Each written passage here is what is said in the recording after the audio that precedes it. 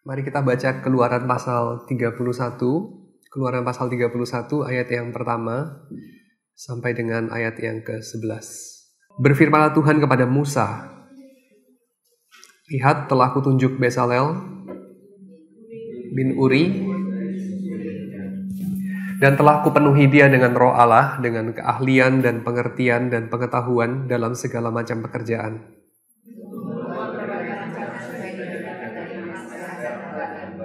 Untuk mengasah batu permata supaya ditata, untuk mengukir kayu, dan untuk bekerja dalam segala macam pekerjaan.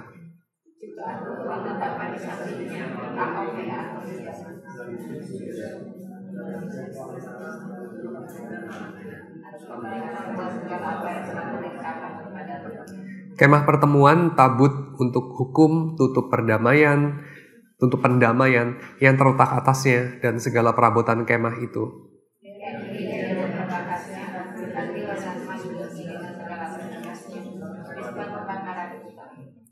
Mesbah korban bakaran dengan segala perkakasnya, bejana pembasuhan dengan alasnya.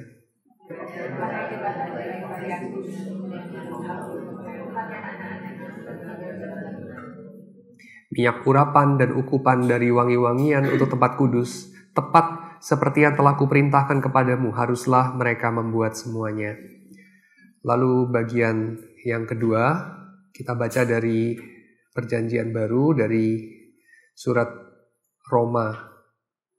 Surat Roma kita akan baca pasal 12 ayat 3 sampai dengan ayat yang ke-8. Saya bacakan ini ya. Roma 12, 3 sampai 8. Berdasarkan kasih karunia yang dianugerahkan kepadaku, aku berkata kepada setiap orang di antara kamu, janganlah kamu memikirkan hal-hal yang lebih tinggi daripada yang patut kamu pikirkan. Tetapi hendaklah kamu berpikir begitu rupa sehingga kamu menguasai diri menurut ukuran iman yang dikaruniakan Allah kepada kamu masing-masing.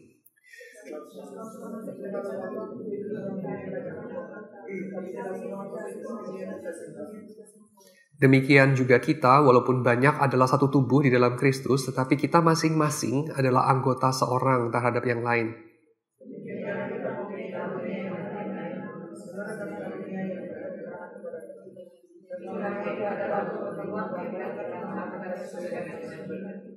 Jika karunia untuk melayani, baiklah kita melayani. Jika karunia untuk mengajar, baiklah kita mengajar.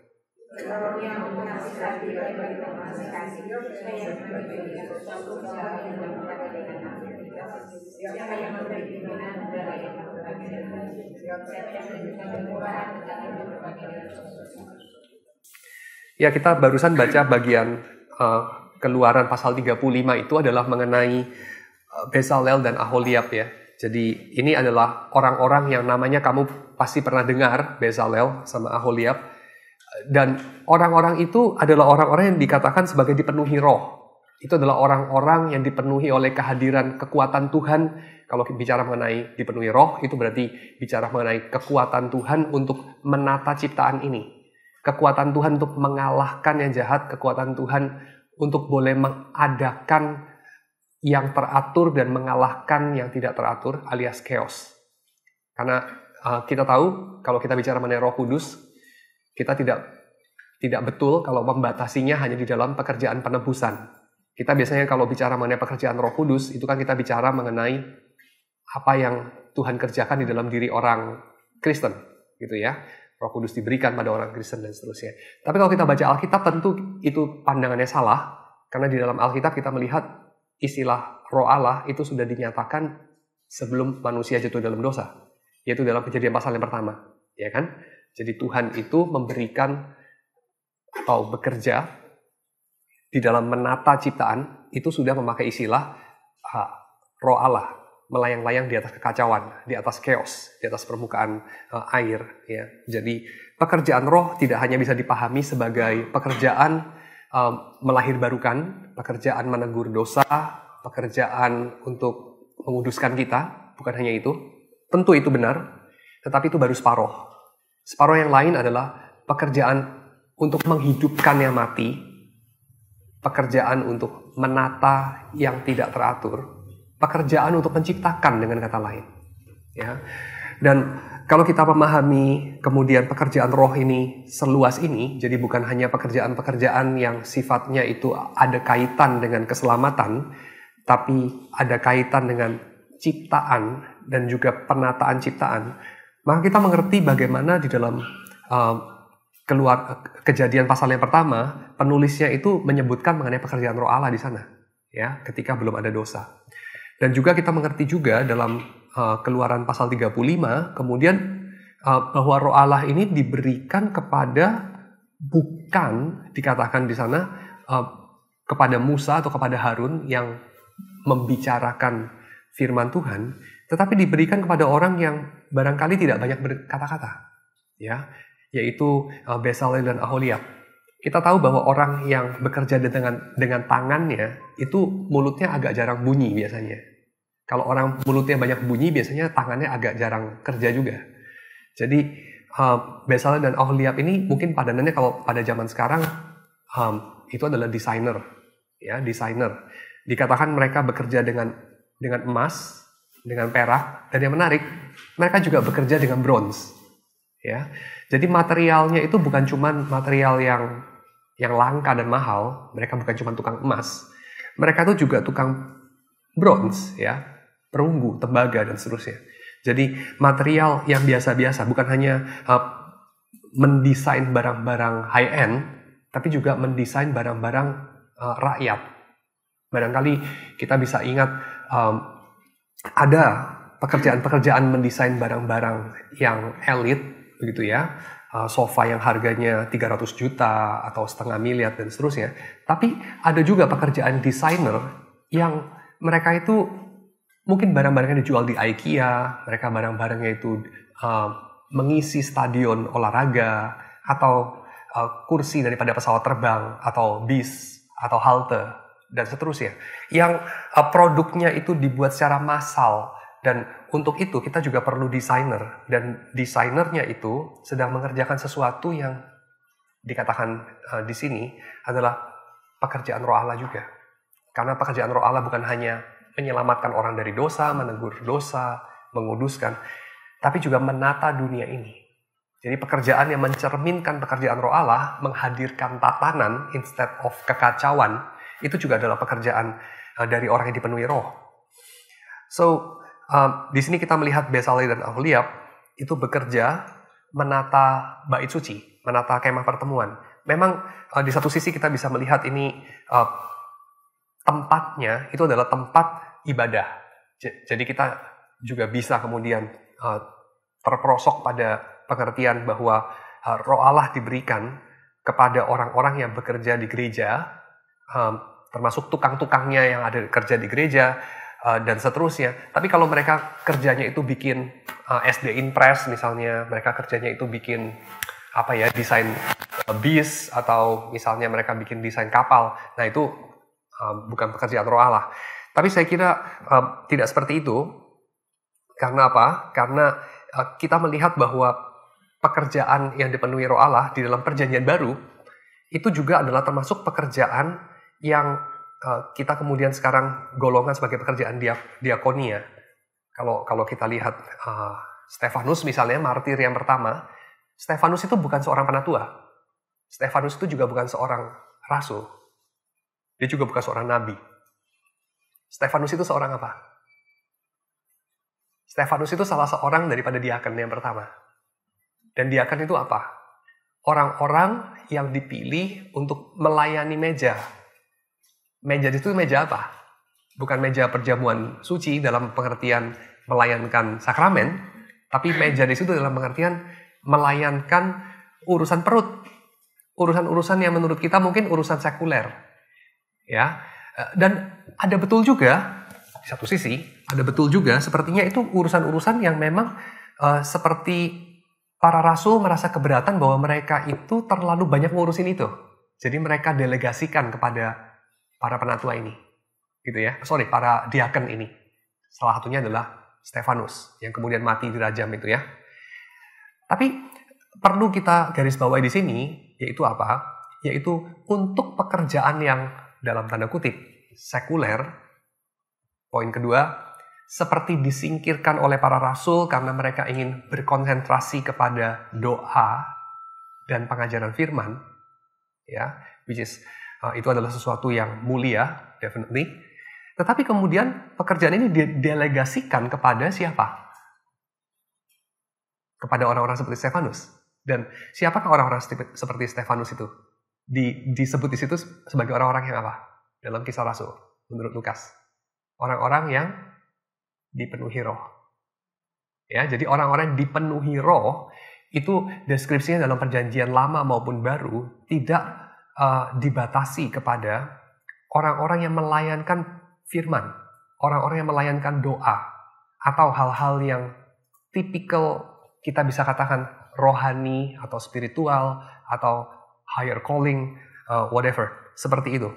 Tetapi juga kepada orang-orang yang melakukan pekerjaan yang definitely dalam perjanjian baru dikatakan sebagai rasul-rasul itu merasa bahwa tidak betul mereka mengambil waktu terlalu banyak mengerjakan pekerjaan itu. Nah, kalau dikatakan seperti tidak betul karena mereka harus konsentrasi untuk berdoa dan mengajar firman, berarti kan yang ditinggalkan ini seolah-olah lebih rendah. Betul ya? Tapi kenyataannya tidak. Kenyataan tidak. Jadi itu diferensiasi struktural, bukan diferensiasi directional, bukan diferensiasi value, tapi diferensiasi macamnya saja, ya, macamnya. So, pekerjaan-pekerjaan yang menurut kita orang-orang yang mungkin lebih banyak dipengaruhi oleh film-film atau cerita-cerita medieval, ya tidak alkitabiah, ya. Sebagai pekerjaan-pekerjaan yang duniawi atau lebih kurang rohani, di dalam perjanjian baru dan lama, pada kenyataannya, itu adalah pekerjaan-pekerjaan yang dilimpahkan kepada orang-orang yang secara eksplisit dikatakan sebagai dipenuhi Roh Kudus. Kerjaannya Bezalel dan Aholiab itu bukan berdoa, walaupun mereka pasti berdoa juga. Pekerjaan mereka paling utama bukan nyusun khotbah, ya, walaupun mereka bukan orang yang tidak mengerti isi khotbahnya Musa, definitely. Tetapi pekerjaan utama mereka itu adalah mendesain. Ya, dan interesting di situ bukan hanya mendesain emas, tapi juga mendesain perunggu. Mereka mendesain baju, mereka mendesain kain, mereka meracik minyak wangi, dan segala hal yang tidak perlu atau tidak penting yang lain. Tidak perlu, itu kategorinya adalah gak dikerjain gak apa-apa. Itu namanya definisi perlu, necessary, ya, necessary. Necessities itu kan artinya apa? Kamu gak punya pilihan. Kalau kamu gak kerjakan, pada suatu hari kelak kamu akan mengalami konsekuensi yang kamu lebih gak senang lagi gitu ya. Yang tergolong necessities itu apa? Misalnya, masak, lalu mencuci piring misalnya, membersihkan WC misalnya, mandi misalnya, dan seterusnya. Itu necessities. Necessities artinya apa? Terserah kamu suka apa nggak suka, kamu hobi apa nggak hobi, itu harus ada orang mengerjakan. Itu namanya necessities. Kalau penting, mungkin ini, yang dianggap penting atau yang dianggap mulia, gitu ya. Nah, beberapa pekerjaan itu nggak termasuk penting, nggak termasuk perlu. Bukan necessities, artinya nggak dikerjain nggak apa-apa. Dan kedua, barangkali banyak orang menganggap itu juga nggak penting. Setidaknya ada yang lebih penting daripada pekerjaan itu. Dan itu adalah pekerjaan-pekerjaan yang semacam dikerjakan oleh Bezalel dan Aholiab misalnya. Misal, kalau kita tanya, bait suci itu mana lebih penting? Dia ada atau dia ada dan cantik? Dia ada. Karena bait suci nggak ada itu beda banget. Tapi ada seadanya dengan ada yang bagus, ya itu nggak terlalu beda jauh lah, kurang lebih gitu ya. Kemah pertemuan juga sama, betul? Jadi itu adalah sesuatu yang bisa saja dikerjakan dengan seadanya. Tidak terlalu teratur, tidak terlalu cantik. Jadi Bezalel dan Aholiab itu orang yang dipenuhi Roh Allah khusus untuk mengerjakan kerjaan-kerjaan macam begitu. Mempercantik kemah pertemuan. Ya, membuat minyak wangi yang lebih pas baunya. Membuat baju daripada Harun dan anak-anaknya yang waktu dipakai lebih anggun dia kelihatannya. Yang mana sebenarnya nggak dikerjain pun fine-fine aja. Bukan berarti kalau nggak dikerjain Harun nggak pakai baju kan? Pakai baju, tapi dia mungkin potong sendiri, nggak karu-karuan, ya nggak apa-apa, yang penting kan pakai baju. Bener ya? Pendesain dari kemah pertemuan. Lo mau desain begini, mau desain begitu, yang penting ada tempat lilin. Lo mau bekas teh botol kayak, mau itu just apalah lidi ditancap di situ lilinnya, ya nggak apa-apa, yang penting lilinnya berdiri, sudah selesai. Kan begitu? Jadi itu adalah sesuatu yang non-necessities. Tapi maybe belum sampai kepada sesuatu yang sebegitu glorious atau sebegitu penting seperti let's say pekerjaan besar-besar membawa bangsa Israel keluar dari Mesir. Atau mungkin ini, mengadili bangsa itu seperti yang Musa lakukan. Musa kan kerjaannya itu ya, menjadi hakim, mengadili bangsa itu kalau ada pertikaian. Nah, Bezalel Aholiab jelas bukan talentanya atau pekerjaannya seperti itu, seperti Musa. Gak sepenting Musa lah. Gak sepenting Musa, gak seperlu tukang bersihin WC dan petani. Kita ini kan, kalau bicara mengenai pekerjaan itu ada 3 jenis pekerjaan itu kira-kira. Pekerjaan yang gak mulia, tapi perlu banget. Karena kalau gak ada orang kerjain, kita kelimpungan. Tukang sampah salah satunya. Ya kan? Tukang sampah mogok. Wah, ini Jakarta hancur. Kira-kira gitu kan. Jadi bau sampah semua kan. Tapi kamu memberikan penghormatan kepada tukang sampah nggak? Yang enggak lah. Kita berikan penghormatan ya kepada apalah, presiden kali ya. Artis kali. Pejabat kali ya. Dan itu pun motifnya juga egosentris itu kan. Bukan untuk mereka sebenarnya. Untuk kita sendiri gitu kan. Biar nggak dikerjain dan segala macam. Ya, oke. Jadi ada pekerjaan yang sifatnya perlu, tidak terhormat. Ada pekerjaan yang terhormat, tapi barangkali nggak gitu perlu. Ya, ada orang-orang yang kerjanya kayak terhormat banget gitu ya, pejabat apa, pejabat ini itu. Tapi sebenarnya kalau kedudukan itu nggak ada, mungkin dunia ini baik-baik aja, gitu kan? Salah satunya barangkali kita bisa cermati di dalam komentar Gus Dur gitu kan, Kementerian Agama. Kalau nggak ada, dunia baik-baik aja lah, karena negara yang ada Kementerian Agama yang mungkin cuma Indonesia, misalnya begitu kan, kebanyakan yang nggak ada. Jadi mungkin saya juga sok tahu lah, saya ini kan bukan ahli ilmu tata negara, tapi mungkin dia baik-baik saja, semacam begitu. Jadi ada pekerjaan, inti saya, ada pekerjaan yang sepertinya terhormat sekali, tapi tidak perlu. Ada pekerjaan yang sepertinya perlu sekali, tapi tidak terhormat. Tapi ada pekerjaan yang di tengah-tengah, perlu banget kagak, terhormat kagak. Itulah pekerjaannya salah satunya Bezalel dan Aholiab. Tetapi ini adalah pekerjaan yang penting. Ini adalah pekerjaan yang perlu orang yang ada spesifikasi spesial sehingga ditulis di situ secara eksplisit, yaitu dipenuhi Roh Allah. Dan itu membicarakan kepada kita, memberitahu kita sesuatu, yaitu apa? Mungkin kita salah menaruh prioritas kepentingan atau kehormatan kita. Ya. Mungkin kita harus mengganti hal itu. Yaitu kita mungkin harus lebih menghargai dan lebih bersyukur kepada Tuhan.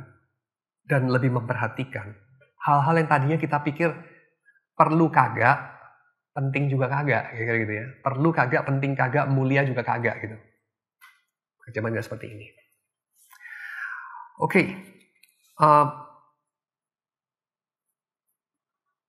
Dan ini hanya satu pintu masuk untuk kita boleh lebih diperlengkapi dalam menangkap kita punya pemberian-pemberian atau karismata ya, pemberian-pemberian kita secara spiritual gifts kita. Bicara mengenai karismata, pemberian-pemberian roh ya, talenta beberapa orang katakan. Sedikit komentar dulu sebelum saya masuk kepada 3 dimensi daripada karismata ini. Beberapa orang sering salah menangkap. Mereka mengatakan begini, ada semacam bakat alam, ya, bakat alam, dan ada yang lain lagi itu namanya talenta. Talenta itu bukan bakat alam itu bukan talenta. Bakat alam itu maybe kayak Jubing Kristanto jago main gitar gitu ya, Bakat alam tuh mungkin kayak Yao Ming tuh jago main basket gitu ya. Bruce Lee jago berantem, itu bakat alam. Tapi kalau talenta itu kayak ya sesuatu yang kepake nanti dalam pelayanan gereja. Berkhotbah kali, PA kali, konseling orang kali, nyanyi kali di gereja, tapi bukan nyanyi yang di kafe gitu, tapi di gereja. Whatever. Jadi kita bagi dua gitu. Saya kira ini lebih mencerminkan dikotomi antara supernatural dengan natural yang nggak terdapat dalam Alkitab. Supernatural dan natural itu nggak ada di dalam Alkitab. Karena di dalam Alkitab Tuhan tuh menciptakan satu dunia saja. Satu dunia, bukan dua dunia. Satu dunia. Jadi yang ada di dalam Alkitab adalah Tuhan dan ciptaan. That's it. Nggak ada Tuhan, supernatural, natural. Tapi orang abad pertengahan seringkali kemudian memperumit masalahnya dengan memperkenalkan lapisan tengah ini, yaitu supernatural. Supernatural definitely bukan Tuhan. Tapi supernatural definitely juga bukan natural. Apa itu? Supernatural. Ya, dunia roh mungkin, anugerah Tuhan mungkin, whatever, hal-hal semacam itu. Lebih tinggi dari hal-hal biasa, lebih tinggi dari natural, tapi jelas bukan Tuhan juga. Di tengah-tengah dia. Ya, tetapi saya kira ini pandangan yang nggak terdapat dalam Alkitab, ya, karena di dalam Alkitab kita mengetahui Tuhan itu menciptakan baik yang kelihatan maupun yang tidak kelihatan. Semuanya itu ciptaan. Tuhan itu menciptakan hal-hal yang khusus maupun hal-hal yang tidak khusus, yang biasa-biasa saja. Tuhan itu menciptakan segala sesuatu yang hidup dan tidak hidup. Ya. So, saya kira kalau kita kemudian bagi lagi yang namanya ciptaan Tuhan dengan supernatural dan natural, itu membuat kerumitan yang tidak perlu dan salah. Ya, tidak ada dasar Alkitabnya. Tapi dari sana kemudian muncul pembagian antara dua itu.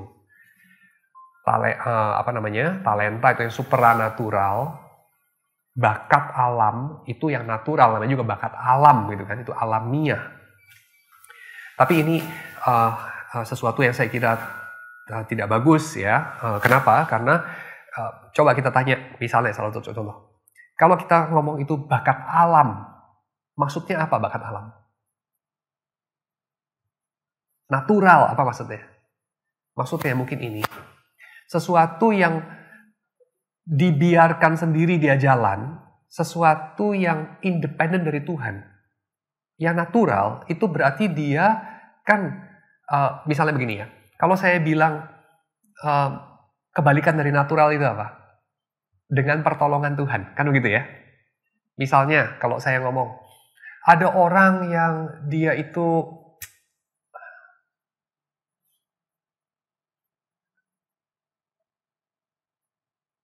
sakit misalnya ya, dia itu sakit perut misalnya.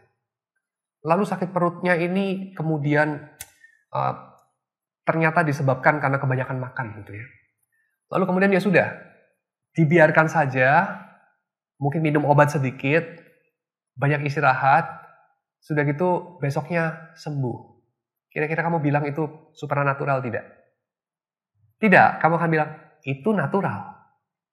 Tapi kalau kemudian kamu ketemu peristiwa yang lain, orang ini sakit perut, lalu kemudian dia perlu tuh tidak sakit perut 5 menit lagi dari waktu dia sakit perut. Kemudian dia berdoa.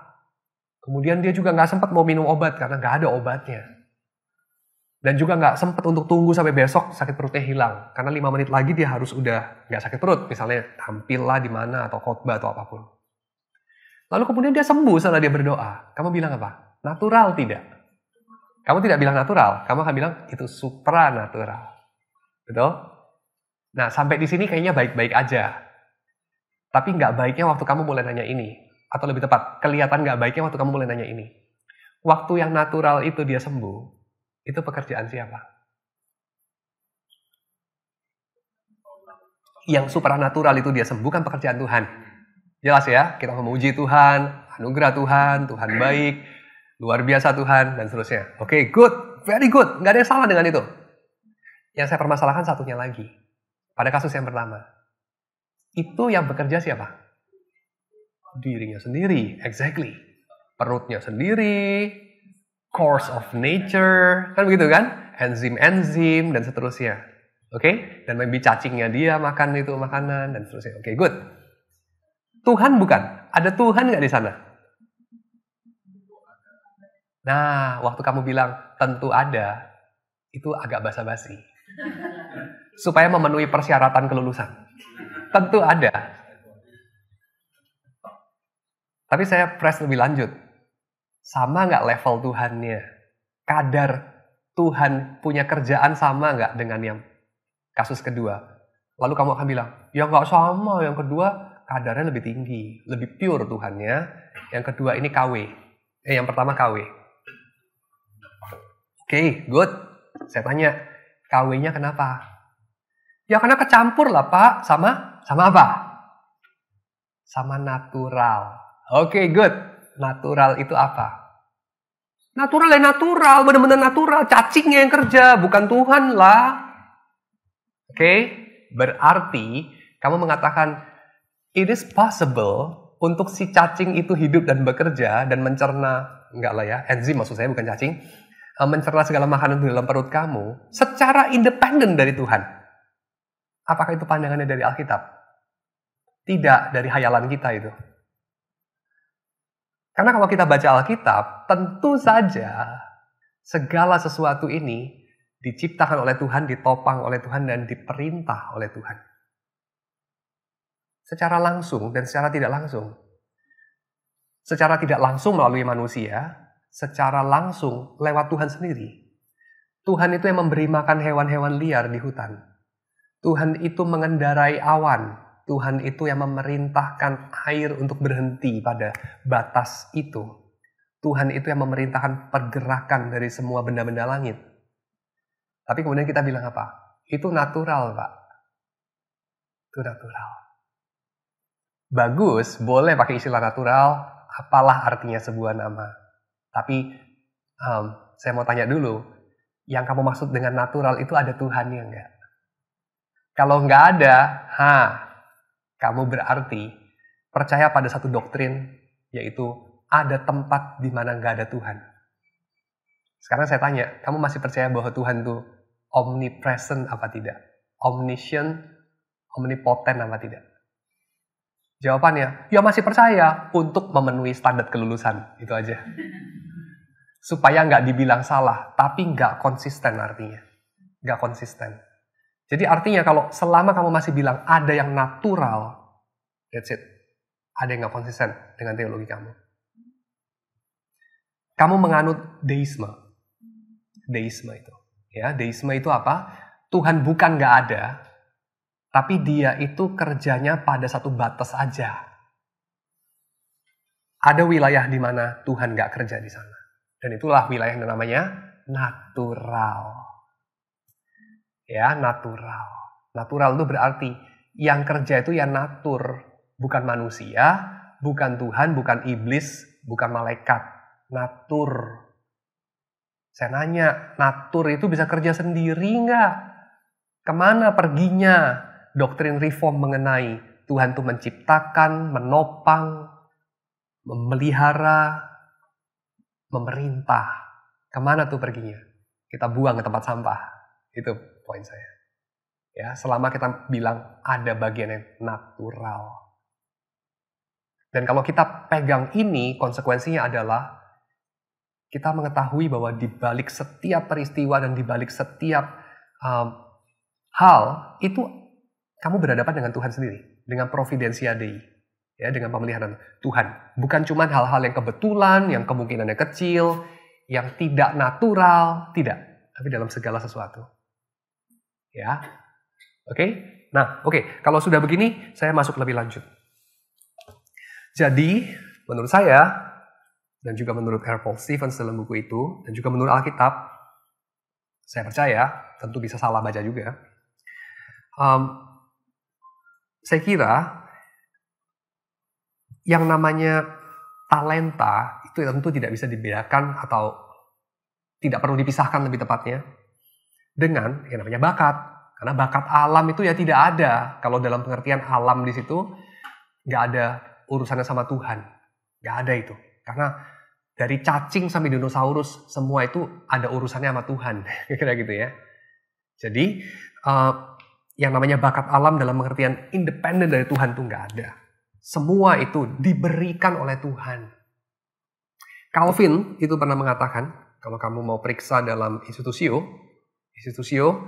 buku yang kedua, bab yang kedua, pasal yang saya lupa, 15 atau 25, bisa periksa itu, 15 atau 25. Dia mengatakan bahwa waktu dia membahas tentang apakah orang-orang Romawi yang tidak percaya Tuhan, yang bukan orang Kristen, tidak menyembah Allahnya Abraham, mereka itu apakah mendapatkan hikmat dan bijaksana mereka itu dari Tuhan? Lalu kemudian dia mengatakan, kalau kamu katakan itu bukan dari Tuhan, kamu menghina Roh Kudus. Ya. Karena tentu saja hikmat dan segala yang benar dan yang baik itu hanya keluar dari Tuhan saja. Tidak ada sumber yang lain. Dan yang keluar dari Tuhan hanya yang baik dan yang benar dan yang berhikmat itu. Jadi artinya, kamu ketika mengatakan bahwa apa yang ditulis oleh Plutarch, ya, oleh Petrarch, mungkin oleh Plato, Aristotle, ya, Epicurus barangkali even, Marcus Aurelius dan seterusnya, itu berasal dari hikmat mereka pribadi sendiri secara independen, bakat alam. Kamu sedang menghina Roh Kudus, kata Calvin. So, dari sini saya akan mengatakan bahwa segala kemampuan, keahlian yang bisa menjadi kebaikan bagi kehidupan manusia, apapun itu, siapapun yang punya, itu semua berasal dari Allah. Dan kita dapat mengatakan orang-orang yang dipenuhi keahlian-keahlian dan hikmat untuk kemudian menggenapkan apa yang Tuhan mau dalam dunia ini, ya mereka dipenuhi Roh Kudus. Jadi dipenuhi Roh Kudus itu bukan hanya orang-orang yang pekerjaannya adalah menyusun khotbah dan berdoa dan menyusun liturgi dan nyanyian rohani, tapi juga segala macam orang. Ya, segala macam orang yang bisa dipenuhi oleh kehidupan dan hikmat daripada Roh untuk menghasilkan apa yang baik yang Tuhan pakai untuk menghadirkan kehidupan dan keindahan dan keadilan dalam dunia ini. Ada 3 dimensi dari dipenuhi Roh Kudus ini di dalam pekerjaan, yaitu yang pertama adanya hikmat dan juga visi untuk kehidupan. Jadi hikmat itu bicara mengenai apa? Bicara mengenai bukan hanya kepandaian, tapi bicara mengenai apa yang tidak bodoh. Hikmat itu lawannya bukan seperti kurang berpendidikan, uneducated, bukan. Tapi being foolish, ya, bodoh. Dan kita bisa mengatakan menjadi bodoh itu bukan hanya monopoli orang yang IQ-nya rendah. Ya. Bahkan orang yang IQ-nya rendah bisa tidak foolish, dia bisa quite wise. Tapi ini semua orang capable of being foolish. Termasuk orang-orang yang IQ-nya tinggi dan pendidikannya tinggi. Mereka bisa being foolish. Ya. Dan kita tahu apa itu being foolish, menjadi bodoh. Yaitu kita melakukan sesuatu yang pada akhirnya menambah banyak penderitaan dalam dunia ini, menambah banyak penderitaan kita sendiri, menambah banyak ketidakadilan dalam dunia ini, kesia-siaan dalam dunia ini, ya. Untuk sesuatu yang nggak ada artinya lah, semacam begitu. Ya, kita tahu itu. Dan dunia ini dipenuhi orang-orang semacam ini, barangkali termasuk kita. Tapi orang yang dipenuhi Roh Allah itu tidak demikian. Mereka punya wisdom. Ya, mereka punya wisdom. Dan mereka punya vision juga untuk dunia ini mau diapakan. Yang kedua, mereka punya understanding dan knowledge. Ya, ini komplementer dengan yang pertama, understanding sama knowledge. Jadi mereka punya klaritas dalam memecahkan masalah, menghadirkan prosedur yang baik, penanganan problem yang baik, dan seterusnya. Lalu yang ketiga, mereka punya keterampilan dalam tangan mereka. Ada orang yang tangannya nggak terampil, ya. Jadi ada orang yang tangannya terampil, dia itu pegang apapun itu kemudian dia tahu apa yang dilakukan. Tangannya punya mata gitu ya. Tapi ada orang yang tangannya destruktif banget ya, dia pegang apapun jadi rusak gitu kan. Jadi Kalau orang dipenuhi Roh Allah untuk satu pekerjaan, dia punya 3 macam hal ini. Lalu kita masuk kepada aspek yang kedua. Lantas bagaimana kita tahu bahwa kita memiliki gifts yang itu, kita punya pemberian atau karismata yang itu, yang kita nggak cuma batasi, karismata ini untuk hal-hal yang tipikal gerejawi ya atau rohani begitu, tapi untuk segala sesuatu. Yang pertama, Tuhan itu memanggil secara pribadi si Bezalel dan Aholiab itu. Jadi dalam hal ini orang yang bersangkutan tahu ya kalau mereka itu mengenal Tuhan, mengenal suaranya Tuhan yaitu, mereka tahu mereka itu diberikan kemampuan apa oleh Tuhan. Ya, mereka tahu.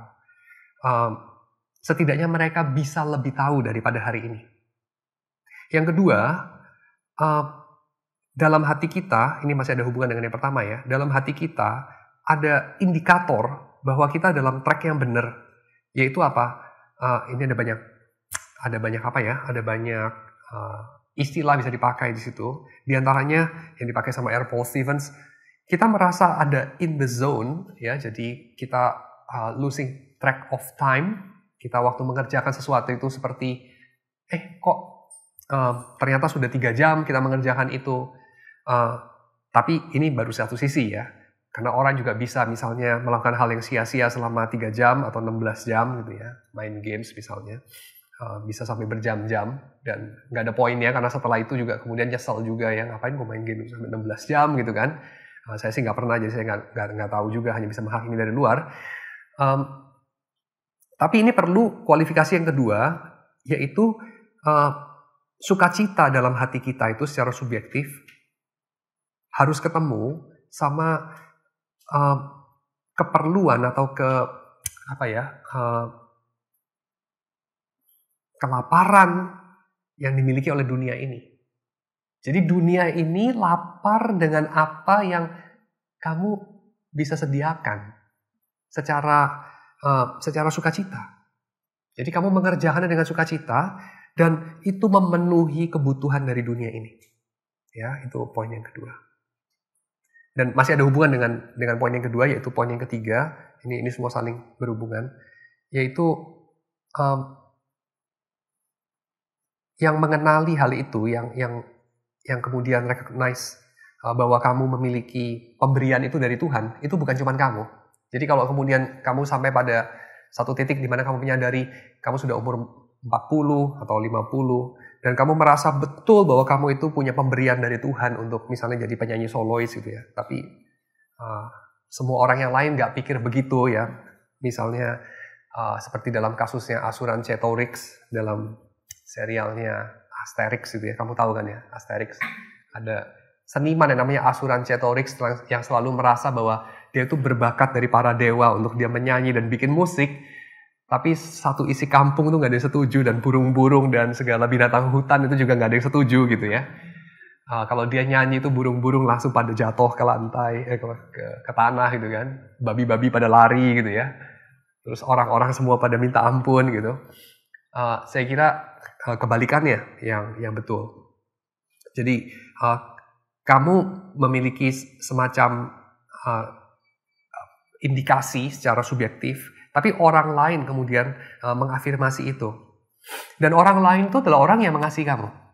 Ya, orang lain itu bukan orang yang ingin mencari muka kamu, bukan orang yang membenci kamu lalu ingin menjatuhkan kamu, atau orang yang sama sekali asing sehingga itu semua hanya basa-basi. Cuman kamu aja yang merasa gitu ya. Ada cuma basa-basi. Tetapi orang-orang deeply care sama kamu dan orang-orang yang capable. Dan saya mau mengutip dari R. Paul Stevens di sini, dia katakan orang-orang Puritan itu mengatakan bahwa salah satu tugas orang tua adalah mengenali anaknya itu punya karismata apa. Itu salah satu tugas penting dari orang tua. Nah, kita seringkali mengetahui orang tua itu punya 2 ekstrim. Satu ekstrim adalah anaknya itu sampai udah dapat hadiah Nobel, dia masih bilang Allah cuman gituan doang, cuman akademis gitu ya. Jadi deeply tidak memberikan validasi gitu, deeply invalidating.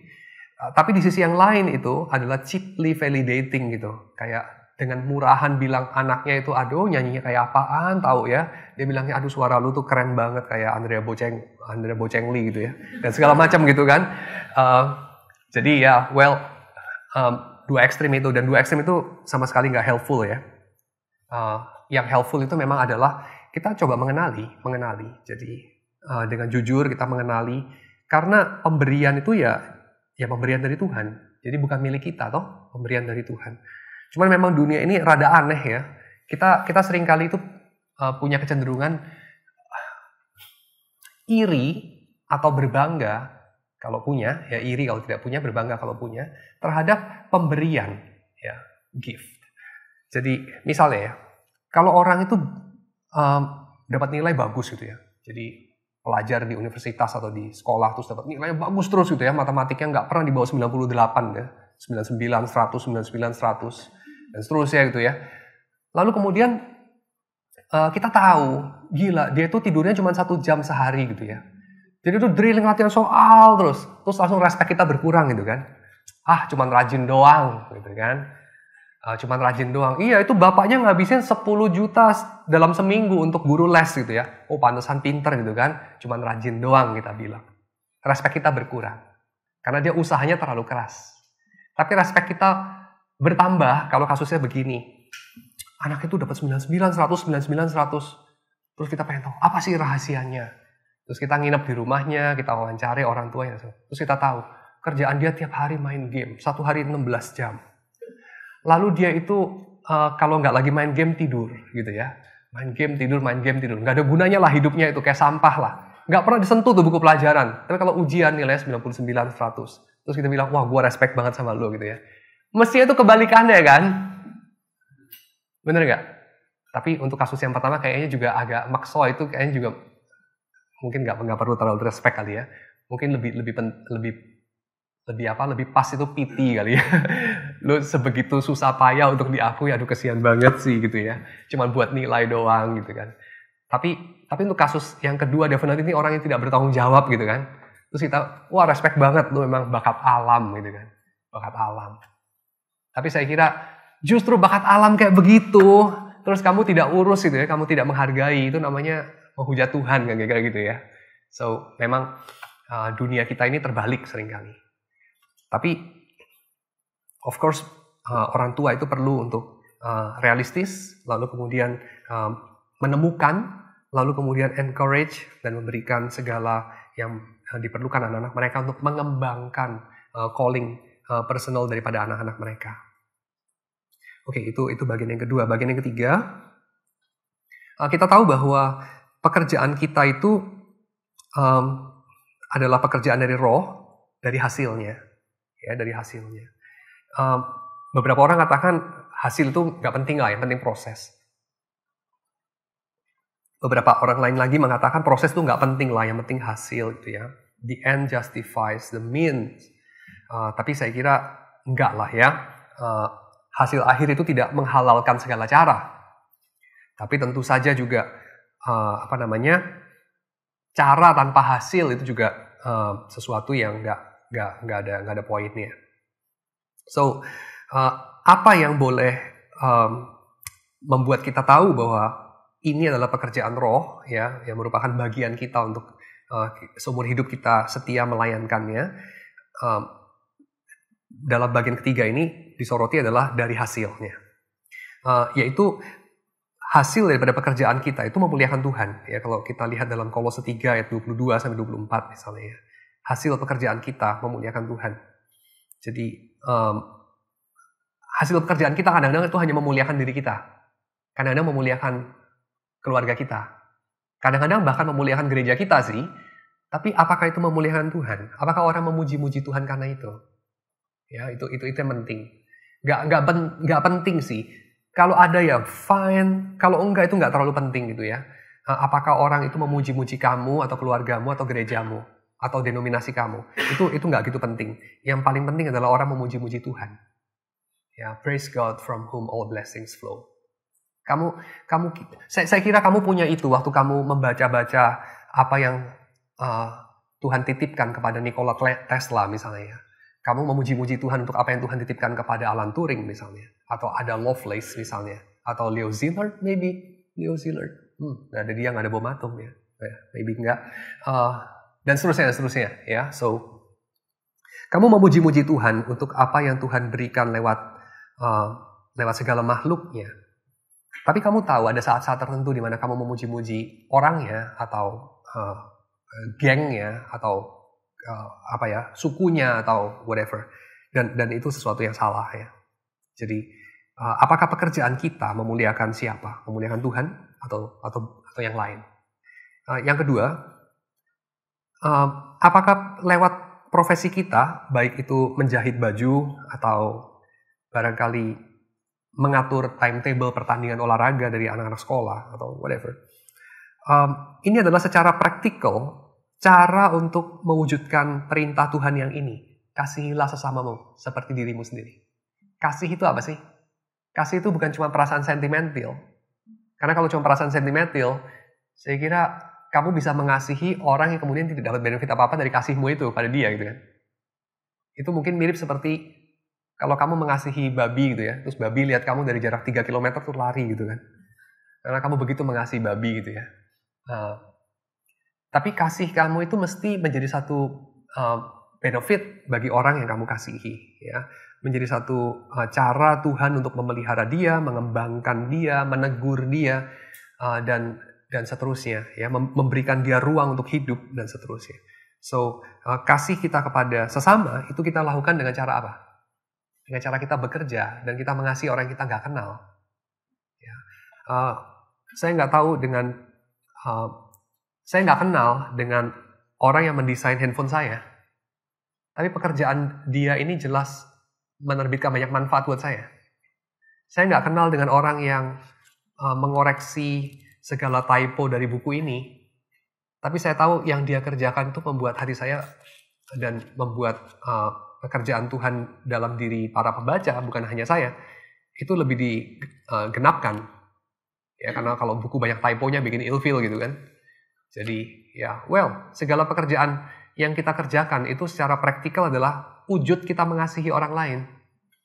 Kalau kamu bilang, saya mengasihi orang lain gitu ya, ya wujudnya apa gitu? Nah, wujudnya itu salah satunya adalah yaitu bikin nasi uduk yang tidak basi gitu ya, bikin sepatu yang talinya panjangnya nggak terlalu panjang nggak terlalu pendek gitu kan, bikin desain layout dari buku yang membuat kita nafsu pengen baca gitu dan bukan kayak aduh males banget sini ya, dan segala macam. So pekerjaan kita hasilnya itu bisa dipakai Tuhan untuk membuat hidup orang lain, mengurangi penderitaan di bumi, dan seterusnya. Dengan pendek kata, practical way of loving your neighbor. Yang ketiga, pekerjaan kita itu memberikan tambahan nilai atau tambahan kerumitan atau tambahan kedalaman atau keluasan daripada hidup manusia yang tidak ada pada state dalam tanda kutip naturalnya. Natural dalam hal ini state asalinya. Jadi Tuhan menciptakan dunia ini, tapi Tuhan kemudian menghendaki manusia bukan menyempurnakan seolah-olah sebelumnya nggak sempurna ya, tapi mengembangkanlah dunia ini. Yaitu dalam Kejadian pasal 2 ayat 15 gitu kan. Tuhan menitipkan Taman Eden kepada Adam itu untuk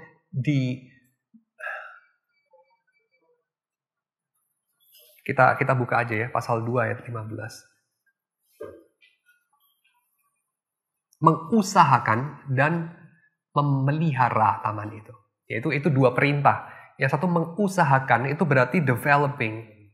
Ya, developing itu ya berarti ya dari tauge jadi pohon kacang hijau.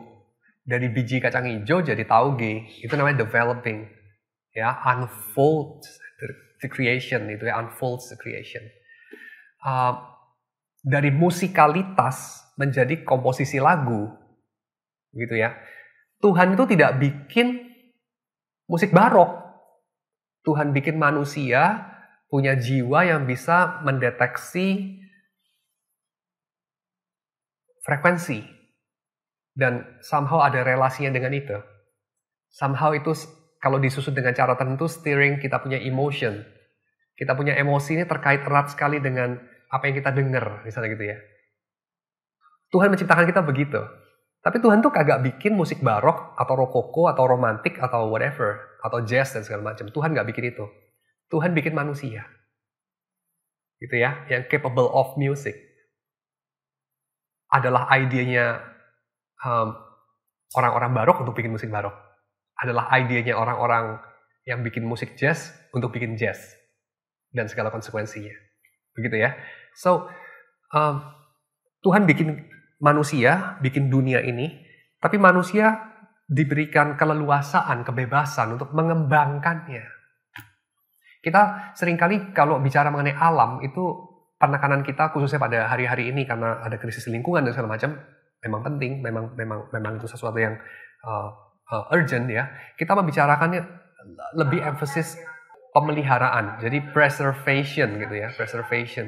Tapi yang sama pentingnya dengan itu adalah mengembangkannya. Ya, mengembangkannya itu tidak kalah penting. Tapi sekarang saya mau memberikan mungkin sedikit disclaimer. Mengembangkan tentu tidak sama dengan mengeksploitasi. Ya, apa bedanya? Eksploitasi kan hasil akhirnya itu tidak akan membawa pada berkat tadi kan kepada orang. Yang kalau kita terima kan, Curriculum Hero kan mengembangkannya adalah untuk membawa orang untuk memuji-muji Allah. Sementara kalau eksploitasi, kelihatannya sih pada akhirnya kemuliaannya sendiri dan yang lain pun mungkin akan rugi juga. Exactly. Ya. Jadi idenya adalah kita kembangkan sedemikian rupa sehingga bukan hanya diri kita, bukan hanya keluarga kita, bukan hanya orang-orang yang menjilat kita, bukan hanya komplotan kita, tapi segenap makhluk kemudian bisa bersyukur kepada Tuhan. Terpujilah Allah karena sudah menciptakan kamu. Ada itu. Dan bukan hanya generasi kita, tapi juga anak cucu kita. Coba kita sekarang pakai waktu sebentar untuk mengingat-ingat alasan memuji Allah untuk itu. Untuk apa yang dia berikan lewat pekerjaan rohnya dalam memberikan karismata kepada titik-titik isi itu. Yang tadi saya sudah sebutkan ya, Tuhan yang menciptakan Johann Sebastian Bach, Tuhan yang menciptakan barangkali Tesla, Tuhan yang menciptakan Newton, Tuhan yang menciptakan Einstein mungkin, ya, Schrödinger mungkin, Maxwell, ya, dan seterusnya. Coba ingat-ingat. Ada sejuta alasan memuji Tuhan karena dia sudah menciptakan ini itu. Dan saya kira dalam daftar itu nggak ada nama Hitler kan? Nggak ada nama Jong-un kan? Pol Pot, dan segala macam. Yang dipuji-puji orang. Definitely. Jong-un, Stalin, Pol Pot, ya, you name it, Hitler. Itu orang-orang hebat itu. Banyak orang menjilat mereka. Banyak orang takut sama mereka. Mereka kalau mobilnya lewat, for ridernya ngoeng-ngoeng-ngoeng, mana ada yang berani untuk tidak minggir. Semua minggir. Ya, kamu kalau mau punya anak, pasti mungkin kepingin punya anak yang powerful kayak Jong-un. Tapi apakah menerbitkan ucapan syukur dan puji-pujian kepada Tuhan? Mungkin kutukan, kenapa hidup ini kayak begini gitu kan? Dan orang, jadi bertanya-tanya Tuhan di mana dan seterusnya. Dan bukan terpujilah Allah karena Dia ada. Well, tugas kamu sebagai orang tua, temukan hal semacam itu dalam diri anakmu. Fasilitasi itu, kembangkan. Ya, supaya orang bisa memuji Tuhan karena memberikan kehidupan, memberikan segala sesuatu ini. Coba kita pikir orang-orang yang ada di masa lampau, ya, orang yang di masa lampau.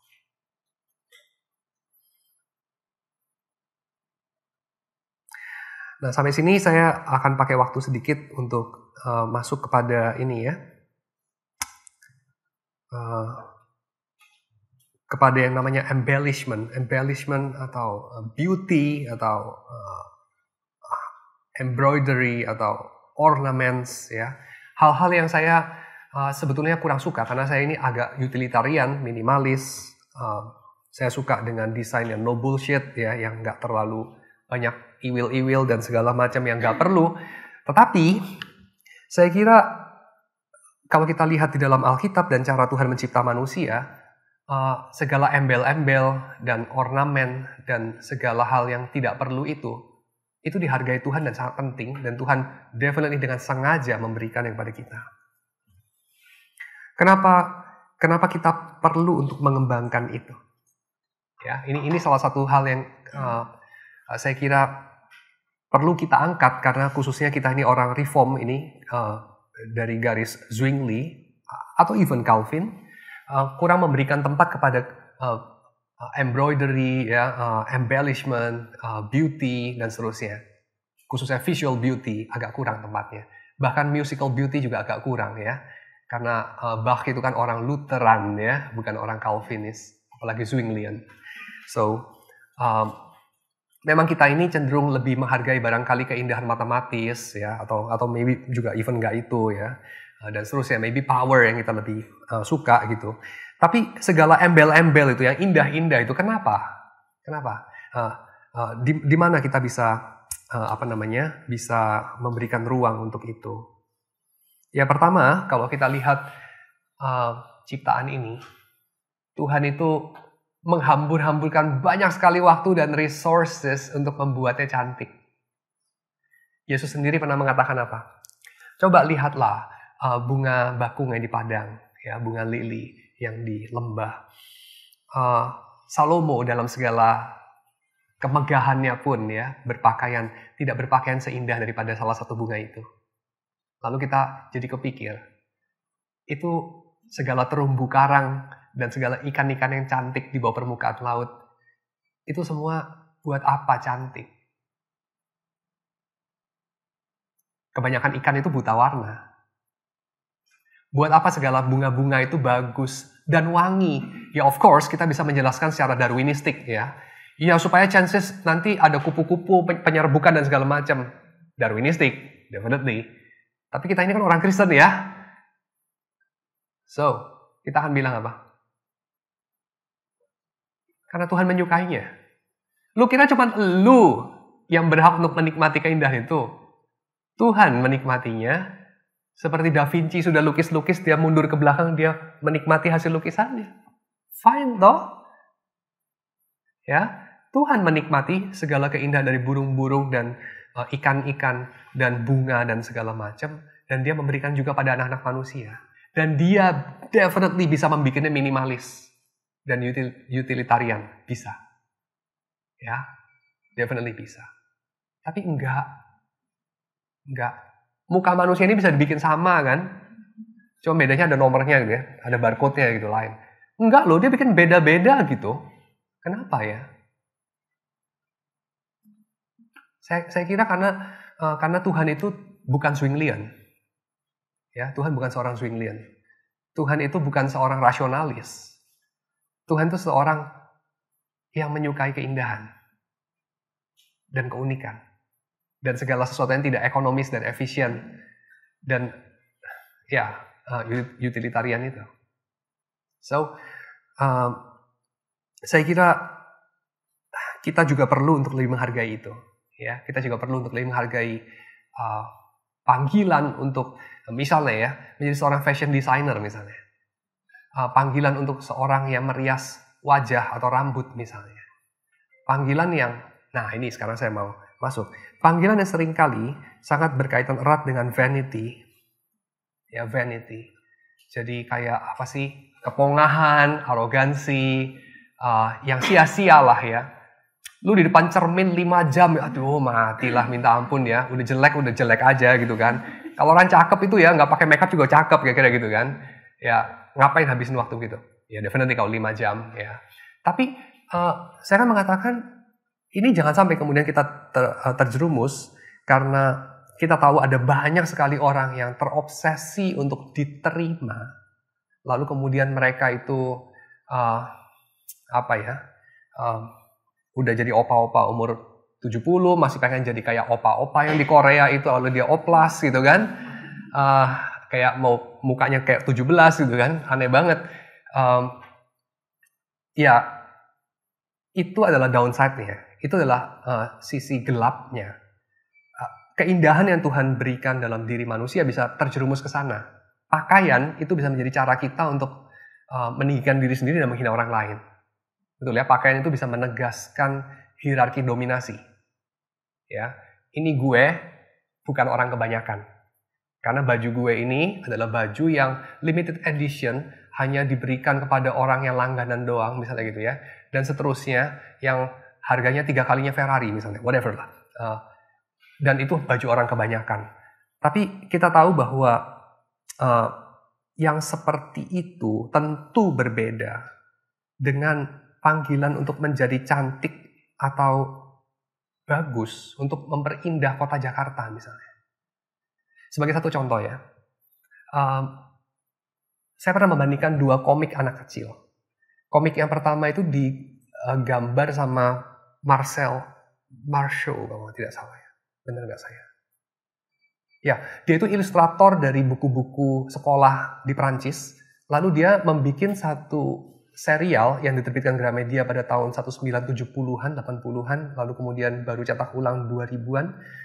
Serial Martini, lalu panggilannya Tini, lalu kemudian dalam edisi yang lebih baru dipanggilnya Tina, karena kayaknya Tini nama anak kampung sekarang jadi Tina. I don't know. Tapi saya nggak sempat kasih gambarnya di sini, tapi kamu bisa googling Tini. Kalau kamu perhatikan dalam komik anak-anak itu, baju-baju yang dipakai sama si tokohnya itu adalah baju-baju rumah. Baju-baju rumah. Ya tentu kecuali kalau dia lagi pergi ke pesta atau kemana ya. Tapi mainly yang digambarkan di situ adalah baju rumah. Kadang-kadang dia nggak pakai sepatu, ya nyeker, dan segala macam. Tapi semuanya itu estetis. Jadi bajunya baju rumah, desainnya desain yang simple, tapi tidak ada yang buruk. Semuanya beautiful. Ya, beautiful. Kamu mesti lihat sendiri deh. Baru bisa ngerti. Saya nggak tahu seberapa banyak di antara kamu yang familiar dengan itu ya, Tini. Mungkin saya perlu. Kayak begitu? Nggak tahu kelihatan apa enggak? Ya, itu bajunya ini bukan baju mewah, definitely. Tapi itu bukan baju yang jelek juga. Dan suasananya itu ya, semua itu di situ. Itu bukan barang-barang mewah, tapi itu barang-barang yang cantik. Barangkali kalau di antara suku-suku di Indonesia, kalau kamu pergi ke Bali, di Bali itu kayaknya orang kasih sajen yang terus kadang-kadang keinjek-injek turis saja cantik gitu kan. Padahal itu kan dibikin seadanya kan, pakai daun dan segala macam.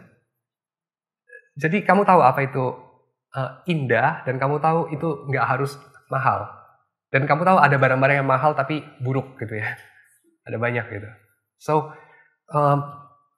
ada panggilan itu untuk mempercantik dunia ini. Ya, dan itu sesuatu yang berharga di mata Tuhan. Tapi itu definitely punya sisi gelap. Yaitu sebuah cara yang menerbitkan atau mengeksploitir perasaan terhina, perasaan buruk rupa, perasaan tidak berharga, yang menyebabkan gadis-gadis kemudian operasi plastik dan mempertaruhkan kesehatannya, dan kemudian pergi ke gym dan puasa sampai mati, dan seterusnya. Yang kita tahu itu adalah jahat adanya. Ya, saya bukan bilang pergi ke gym itu jahat, atau tidak makan berlebihan itu jahat. Itu baik juga. Tapi saya ngomong mengenai kasus-kasus yang kamu tahu, ketika orang didorong oleh perasaan tidak berharga, terhina, merasa diri buruk, dan seterusnya. Mereka spiraling down kepada sesuatu yang pada akhirnya menghidupi kesia-siaan. Tapi kalau berhasil, menghidupi kesia-siaan juga. Ya, so itu sesuatu yang saya kira para desainer fashion dan juga make up dan hairstylist dan segala macam dalam dunia ini perlu bersatu untuk mengenyahkan itu. Kita punya persatuan orang-orang IT yang Kristen, kita punya persatuan orang-orang mungkin graphic designer yang Kristen, definitely para penulis sastra dan buku-buku filsafat, definitely. Tapi maybe tidak untuk fashion designer atau hairstylist atau koki. Karena kita barangkali menganggap untuk profesi semacam itu tidak ada tempatnya untuk dipenuhi roh. Tapi Bezalel dan Aholiab itu tukang jahit, tukang mendesain bajunya Harun, dan seterusnya. Dan definitely dia bisa desain apa adanya, utilitarian, that's it. Tapi tidak, karena dia dipanggil dan diperlengkapi untuk mendesain yang lebih dari itu. Yang memberikan perasaan respect, joy, delight, honor, ya, yang sehat. Sewaktu kamu hidup dalam dunia ini dan berkarya, apakah kamu dapat menerbitkan perasaan terima kasih dalam diri konsumen kamu waktu pakai produk kamu? Atau konsumen kamu cuma sekedar muncul perasaan bangga yang kosong dan hampa? Keren nih, gue naik mobilnya Bentley atau Lamborghini, gak kayak orang-orang lain. Atau perasaan bersyukur kepada Tuhan untuk desain yang bagus ini. Yang mana? Mengusahakan dan mengembangkan yang tadi disebutkan dalam kejadian ya Pak ya. Supaya hasil produknya orang bisa berterima kasih gitu ya. Saya ingat tuh berapa tahun yang lalu saya pernah tidak setuju dengan pendapat Bapak. Kita pernah bertentangan pendapat gitu ya. Mungkin Bapak juga ingat rekayasa genetika untuk padi katakanlah. Menyebabkan kalau seingat saya Bapak bilang sesuatu yang tidak natural itu dosa. Statementnya begitu. Bapak ya, statement Bapak ya. Persepsi saya mungkin salah juga. Salah nih. Hah? Salah ya? Nggak tipikal saya bikin kalimat-kalimat yang universal begitu sih. Oh gitu ya? Saya terkenalnya liberal dan relativis. Oke. Paling dan tidak punya pendirian. Paling tidak itu persepsi saya. Iya. Suatu yang tidak natural itu pasti dosa deh katanya. Nah waktu itu saya bilang. Itu orang lain sih Pak. Ya anyway terus. Waktu itu saya bilang rekayasa genetika itu menghasilkan makanan yang berlimpah. Kalau tidak ada rekayasa genetika, akibatnya kelaparan karena pertumbuhan manusia eksponensial, pertumbuhan makanan garis lurus gitu ya. Jadi sekarang bagaimana tuh Pak? Apakah itu bukan justru menghasilkan produk yang membuat manusia tidak kelaparan karena cukup makanan, manusia bersyukur karena bisa hidup dengan cukup makanan. Jadi ya kalau statement Bapak yang menurut persepsi saya salah ya mungkin salah. Kira-kira. Terima kasih untuk pertanyaannya ya. Tentu ini pertanyaannya luas banget ya. Rekayasa genetika itu tentu bukan cuman rekayasa genetika yang super canggih yang dalam 10 tahun belakangan ini berkembang atau 15 tahun belakangan ini berkembang yang orang kemudian takutkan bahwa itu menyebabkan kekuasaan yang besar itu ada pada tangan sekelompok industriawan yang mengembangkan hal itu dan seterusnya. Kalau Tyson misalnya sampai kemudian dia itu begitu kuat monopolinya dalam produk pertanian, kemudian dia berniat jahat atau dia berniat serakah, which is sudah pasti. Runyamlah kita kalau kemudian kita sangat bergantung kepada produk semacam itu dan seterusnya, misalnya ya. Tapi saya kira rekayasa genetika itu secara luas kita bisa katakan setua umur pertanian. Pertanian itu sendiri rekayasa genetika. Dalam pengertian kita tidak membiarkan segala jenis benih kan, tapi kita membiarkan yang bagus dan tidak membiarkan yang nggak bagus, kan gitu kan? Jadi cuman rekayasanya dalam level apa kan begitu? Kalau rekayasa sampai level sel atau inti sel, yaitu mungkin revolusi daripada teknologi pertanian belakangan. Baru kemudian bisa sampai ke sana. Yang kedua, tentu saja ketersediaan pangan itu bukan hanya kemudian berhasil dicapai surplus bahkan lewat rekayasa genetika, tetapi saya kira jauh sebelumnya, yaitu ketika terjadi penemuan daripada sintesa amonia secara artificial. Jadi amonia biasanya itu hanya ditemukan dari produk biologis, ya, manusia punya urin misalnya, atau hewan punya urin, atau mungkin bakteri tertentu di akar tanaman, kacang-kacangan. Tapi kemudian Haber sama Bosch, ya, Fritz Haber sama entah siapa namanya, belakangnya namanya Bosch, menemukan sintesa itu di laboratorium dan menghasilkan pada zaman sekarang pupuk urea. Dan itu menyebabkan mungkin sebagian besar daripada kamu ada dalam ruangan ini. Tanpa penemuannya Fritz Haber itu, saya kira separuh dari kita nggak ada di ruangan ini. Karena nggak ada surplus pangan berarti ya kamu nggak pernah lahir, kamu mati kurang pangan waktu masih kecil, dan seterusnya. Dan saya kira sekitar 15 tahun yang lalu, even ya 15-20 tahun yang lalu, itu sudah tercapai. Sebetulnya kebutuhan pangan kalau dipenuhi dari biji-bijian, ya, dari grain product, itu sudah terpenuhi untuk seluruh populasi dunia. Waktu itu saya ingat angkanya 6 miliar, baru 6 miliar, jadi maybe sekitar 20 tahun yang lalu. Itu sudah terpenuhi 2,5 kali lipat per tahun. 2,5 kali lipat. Tapi kenyataannya tidak, kan? Tidak. Kenapa tidak? Pertama, karena distribusi tentu. Kedua, itu karena sebagian besar grain product diberikan pada sapi atau hewan ternak untuk menghasilkan, of course, daging. Kenapa? Karena ya manusia makin makmur, makin nggak kepengen cuma makannya beras dan gandum, pasti pengen makan lebih banyak sapi atau binatang mamalia lain, gitu ya. Jadi itu diberikan kepada ternak, baik sapi maupun kepada ayam dan seterusnya. So pakan ternak. Tapi poinnya di sini adalah rekayasa natural itu sudah pasti terjadi, cuman levelnya apa? Dan itu salah satu panggilan daripada Tuhan kepada kita. Mengembangkan alam ini. Tuhan kasih kita itu tanaman.